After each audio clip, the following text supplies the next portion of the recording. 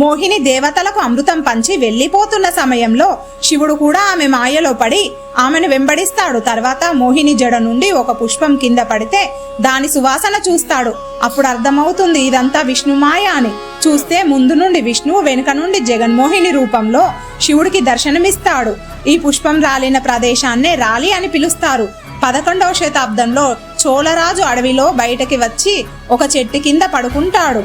తనకి కలలో విష్ణువు వచ్చి, రాజా, ఈ ప్రదేశంలో ఒక రథాన్ని తిప్పు, ఎక్కడైతే దాని శిల ఊడి పడుతుందో అక్కడ నీకు విగ్రహం దొరుకుతుంది అని చెప్తాడు. చెప్పినట్టుగానే రాజు చేస్తాడు. తనకి ఆ విగ్రహం దొరుకుతుంది. చోళరాజు ఆ విగ్రహాన్ని చూసి ఆశ్చర్యపోతాడు. ఎందుకంటే వెనుక నుండి జగన్మోహిని అవతారం, ముందు నుండి శ్రీ కేశవ స్వామి అవతారంలో ఆ విగ్రహం దొరుకుతుంది. అక్కడే గుడి కట్టి పూజలు చేసేవారు. ఇలాంటి స్వయంభూ విగ్రహం ఈ ప్రపంచంలో ఎక్కడా ఉండదు. మన గోదావరి జిల్లా రావులపాలెం దగ్గరలో ర్యాలీ అనే ఊర్లో ఉంది. ఈ గుడి ముందుగా ఆ విష్ణు రూపాన్ని చూసిన శివుడి గుడి కూడా ఈ జగన్మోహిని కేశవ స్వామి గుడి ఎదురుగా ఉంటుంది. ఇలాంటి మరిన్ని వీడియోస్ కోసం మన ఛానల్ని సబ్స్క్రైబ్ చేసి లైక్ చేయండి.